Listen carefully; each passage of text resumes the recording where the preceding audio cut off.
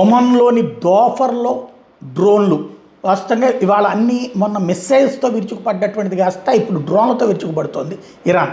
Salala port సమీపంలో ఒక drone కూలిపోయింది. ఇవాళ దుబాయ్ కూడా అక్కడికి వాళ్ళ ఆయిల్ క్షేత్రాల మీదకి పంపించిన డ్రోన్లని దెబ్బతీసింది. ఇప్పుడు ఒమన్ కూడా దెబ్బతీసింది. అంటే ఎయిర్ డిఫెన్స్ సిస్టమ్స్ యాక్టివ్ అయింది. ఇదే సందర్భంలో సౌదీ అరేబియా తీవ్ర స్థాయిలో విరుచుకుపడింది.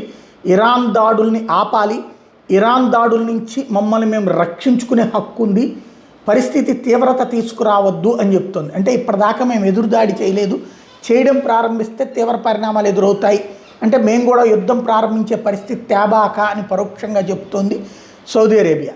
మరి ఇరాన్ ఆగుతుందా లేదా? ఎందుకంటే ఇరాన్కేమో వీళ్ళ మీద ఏదో దాడులు చేస్తుంటేనే విజయం అని కనబడుతుంది. ఎందుకంటే ఇజ్రాయెల్ని ఏం పీకలేదు, అదే సందర్భంలో అమెరికాని ఏం పీకలేదు, వాళ్ళకి సంబంధించిన స్థావరాలు విమానాలు లేనప్పుడు ఊరికినే కూల్చేసామని చెప్పుకోవడం తప్పించేయలేదు.